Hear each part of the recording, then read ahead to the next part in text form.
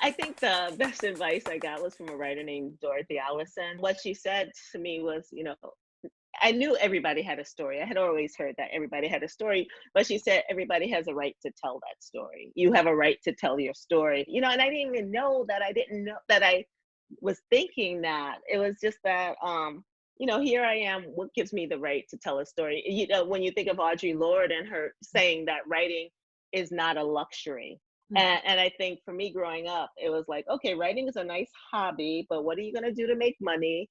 And as you know, I read very slowly. I've always read very slowly.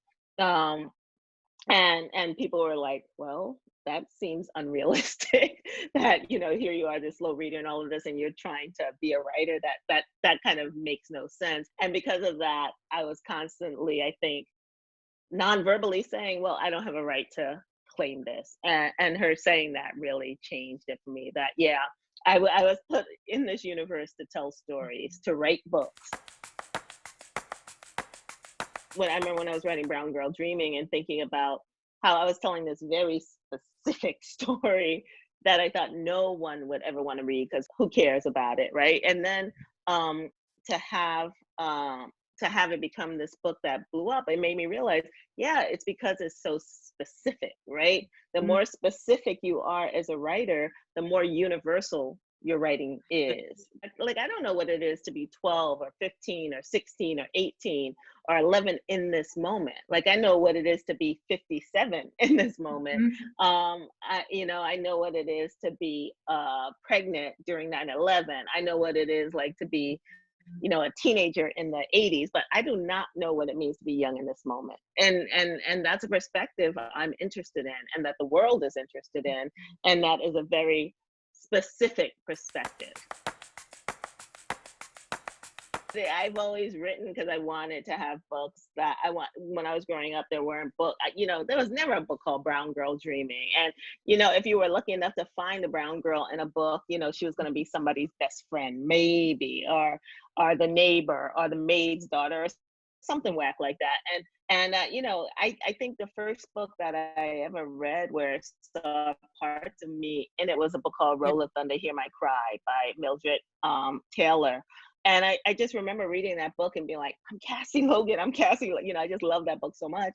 But when I first started out writing, it was very much that I was reading all these books as a kid and not seeing myself in them. And I thought, the world has such an audacity to not include in its narrative when I know how great I am. Yeah, Like, and absolutely. so so that absence, created this activism, Yeah. and I feel like it activated me to write.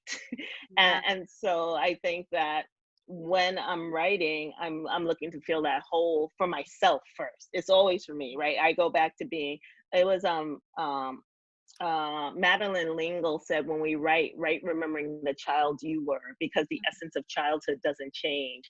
Like, the technology changes, the fashion changes, then it changes back. But the essence of who we all are, wanting to be loved, wanting to belong, wanting to have a good friend, wanting to know that everybody else's parents were crazy too, like all of these ways in which we want to fit into the world, that stays the same. I want to not have anyone feel invisible, especially in narratives. Hollywood still has a lot of work to do, but I feel like in literature, this is where we come in. And this is why it's so important to tell our stories, because if we haven't written it, it's not out there yet.